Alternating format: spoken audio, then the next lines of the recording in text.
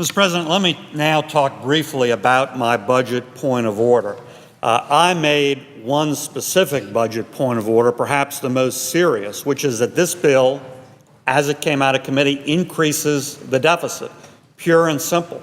The thing we constantly rail against, the thing we constantly promise we won't do any more of, it increases the deficit. However, Mr. President, that's not the only budget point of order. There are at least 11 budget points of order against this bill. The Senate PAYGO point of order, which I just explained. In addition, there's new direct spending authorized by the bill that would exceed the Judiciary Committee's authorization levels for a 5-year period. In addition, there's new direct spending exceeding those authorization levels for the 10-year period. There are 4 points of order pursuant to Section 403(e)(1) that lie against the emergency designations in the bill.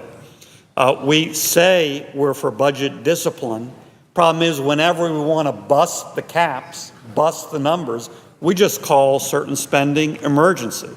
And this is clearly not emergency spending. This is an important problem, but it's not an unexpected emergency like a natural disaster or an attack by a foreign government.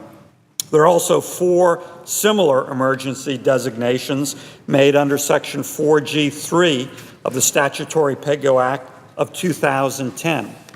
So again, Mr. President, there are at least 11 separate, distinct budget points of order which lie against the bill. Now that's a big deal, particularly when we're running record deficits and have record debt, particularly when all of us from both sides of the aisle come to the floor regularly and say, this is a huge challenge and we're doing something about it.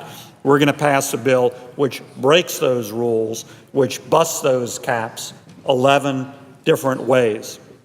Now, Mr. President, technically my budget points of order that I just enumerated are about the underlying bill.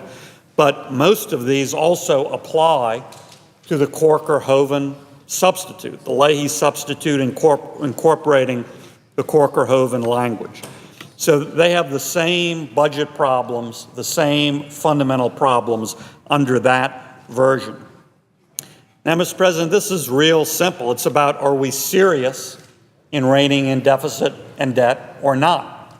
Are we serious or not?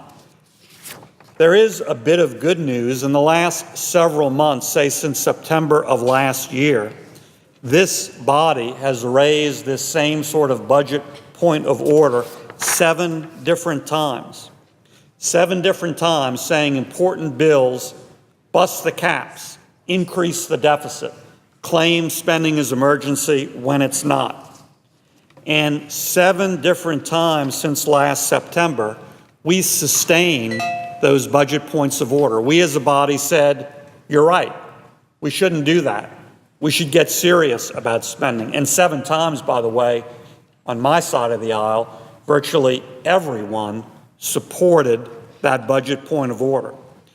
And we did that in many cases where it was difficult politically to do it, when veterans' benefits were at issue, when other important matters like Hurricane Sandy relief were at issue. So we have shown some amount of discipline through these budget points of order 7 out of 7 times since September.